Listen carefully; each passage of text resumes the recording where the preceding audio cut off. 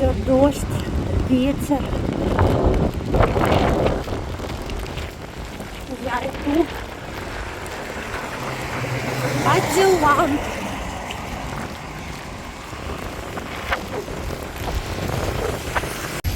Представьте, только что град пошел. Град такие мелкие-мелкие, как, ну реально грозинки. Не знаю, будет вам видно, я не могу сейчас. Одной рукой несу зонт, другой все свои вещи. Пакет у меня еще здесь. Так что, представляете, град, я в шоке. Представляете, уже солнышко вышло. Это невероятно. Сначала дождь, потом град, а теперь просто вышло солнце. Ну и погодка.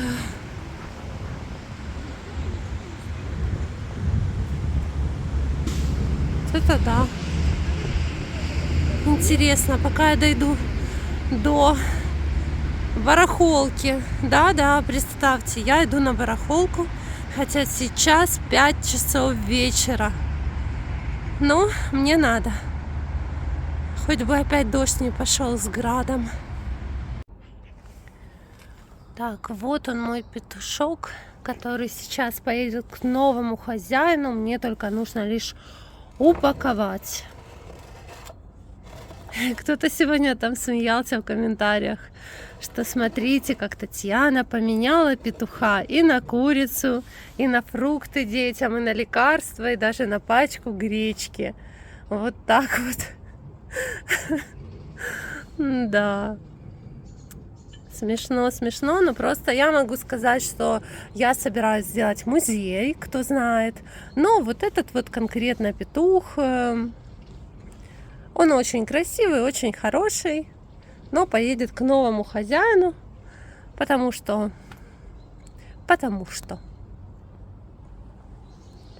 жить-то как-то тоже надо, продавать тоже что-то надо. Я собираюсь сделать в основном музей, посвященный городу Харькову, а это уже не харьковское производство и не совсем в тему к моему музею. Так, давайте будем паковать. Я здесь с собой взяла скотч, коробку. Приступим. Все, упаковала. Иду на почту, потому что деньги я уже потратила, а посылку еще не отправила.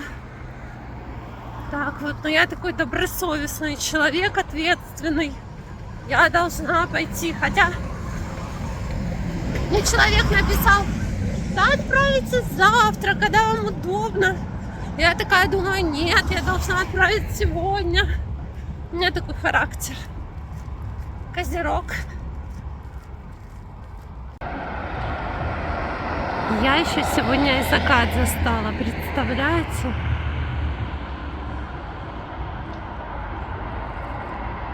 Небо стало чистым. И закат солнца в Харькове. Красиво? По-моему, очень красиво. Так, я справилась со своими делами и хотела заснять, но уже не стала. Видите, сзади меня мужчина подошел к двум девочкам. Такие девочки, не знаю, лет по 15, по 16, ну чуть-чуть старше Норы. Говорит, скажите, а где здесь банкомат? Они начинают ему отвечать на русском языке. Он говорит, так, только давайте на русском, а то мы в Харькове находимся. Девочка одна говорит, я вообще на русском с вами разговаривала и до этого. Что это было, вообще непонятно. Боже, как красиво. Я не знаю, все такое какое-то небо сегодня невероятное. Погода такая разная. У меня отличное настроение вечернее. Жаль, сейчас Нора со мной не пошла. Я когда уходила, Амиран еще спал.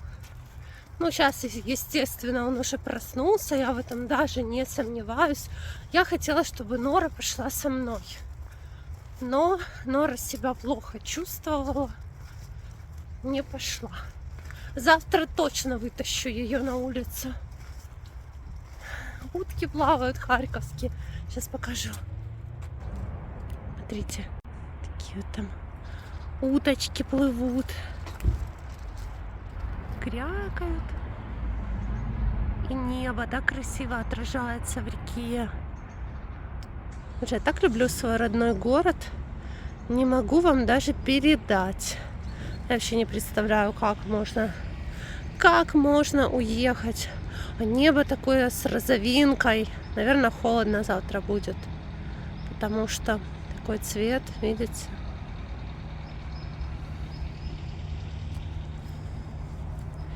Плывут уточки. Утки-патриоты. Вот посмотрите, наступят морозы, замерзнет река, они никуда не улетают. Они остаются, тут остаются такие маленькие островочки из незамерзшей реки. И они там будут плавать.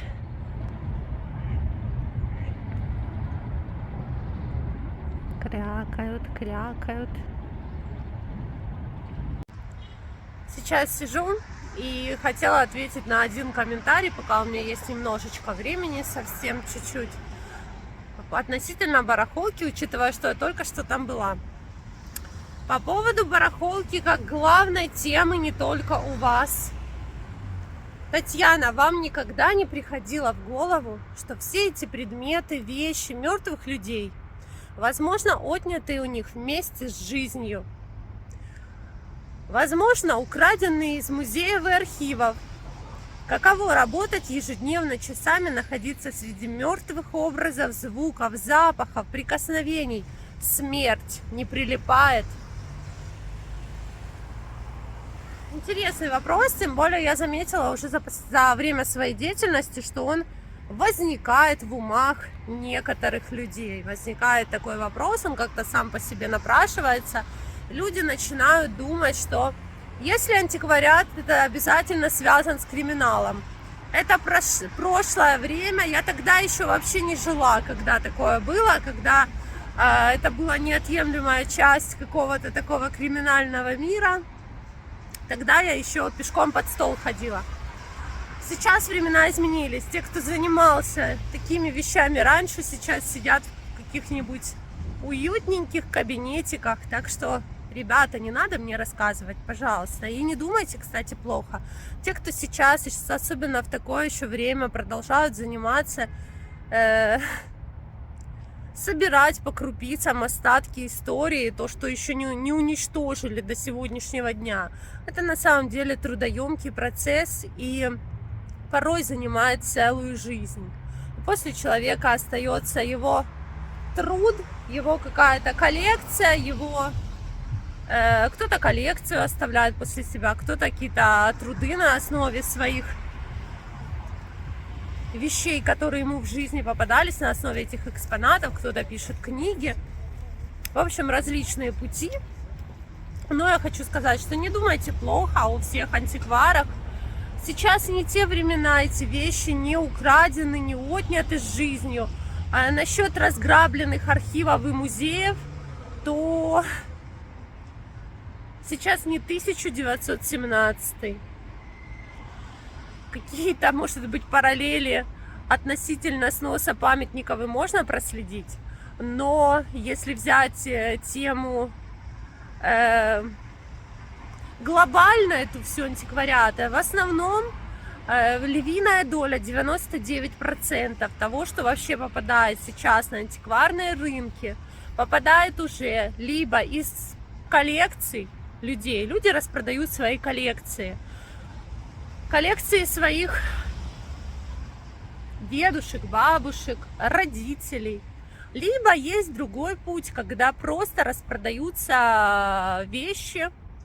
Получаются, я об этом рассказывала уже не один раз. Люди получают наследство, получают в 99% случаев их интересуют только квадратные метры. Они это рассматривают сразу в денежном эквиваленте. Все, что находится внутри квартиры, а порой бывают такие в жизни чудеса, когда то, что находится внутри, то, что стоит в сервантах, стоит дороже, чем сама квартира. Это, конечно, редко, но такие случаи были. в истории